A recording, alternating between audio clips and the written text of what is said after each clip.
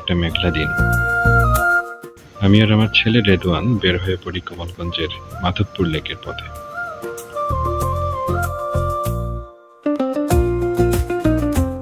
মাত্র 3 বছর বয়স রেদওয়ানের, কিন্তু আনন্দ আর কৌতূহলে যেন ভরে ছিল ওর চোখ।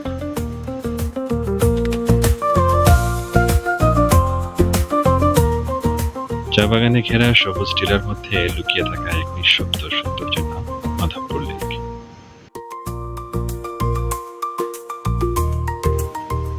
চারপাশটা মোবাইলের ভিডিওতে ধরছিল আমার কাজিনরা।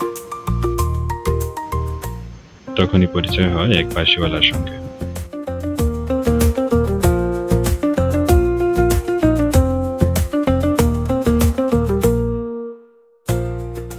নাম কৃষ্ণ দাস। স্থানীয় ওই মানুষটা কলকাতা থেকে শিখে এসেছে বাঁশি বাজানো। তার বাঁশির সুরে যেন চারপাশের পাহাড় টিলা কথা বলতে শুরু করে।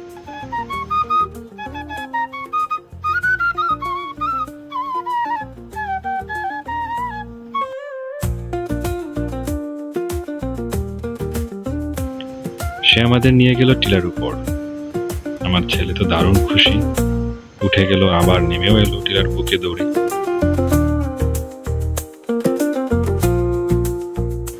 বাঁশির সুর আর ছেলের হাসি মিলে এক অন্যরকম অনুভব।